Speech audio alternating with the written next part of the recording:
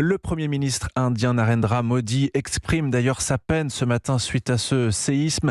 Il dirige aujourd'hui un grand sommet du G20 à New Delhi, un sommet qui propulse le pays le plus peuplé du monde sur la scène internationale. Puissance démographique, économique et militaire, l'Inde est devenue un véritable leader des pays émergents et un homme incarne ce nouveau statut. Narendra Modi, donc, le Premier ministre indien au pouvoir depuis 2014. Ce nationaliste hindou, aux faux airs de grand-père bienveillant, rêve d'un nouvel âge d'or pour son pays. Reportage sur place de Sébastien Le Belzic.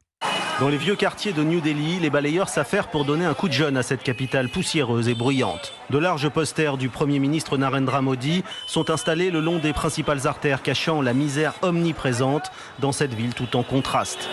Où que l'on se déplace, impossible d'éviter les portraits géants de cet homme de 72 ans, barbe blanche et fines lunettes. En accueillant le sommet du G20, l'Inde gagne avec fierté un nouveau statut sur la scène mondiale.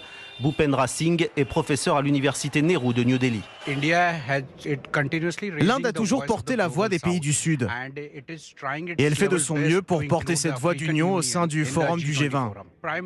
Le Premier ministre Narendra Modi a toujours suivi cette direction.